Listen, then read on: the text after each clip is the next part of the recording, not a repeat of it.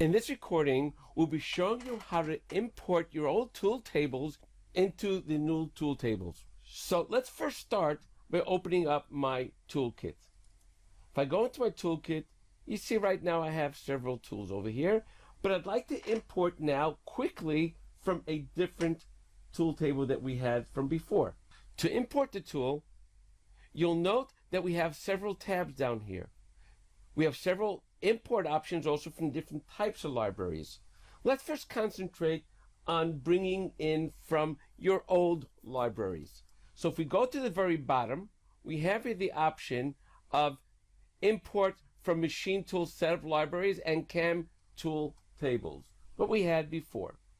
If I click on the arrow, it'll open up my different folders, and I'm going to take now one of my old tool tables. I have one over here with the suffix of TAB, my old tool table. If I click on it and open, we can see we have all of our tools that were inside that particular tool table.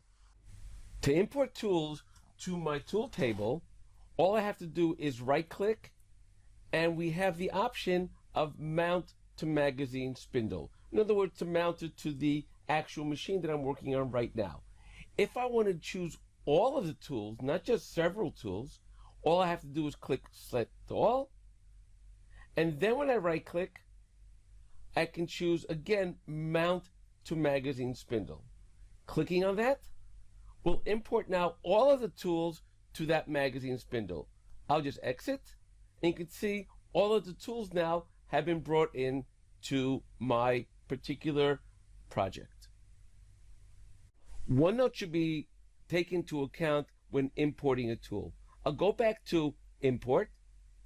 Note the type of files over here.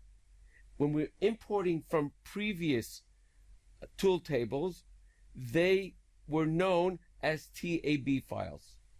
So you have to choose the TAB files. You can also import from previous parts or PRZ files as well.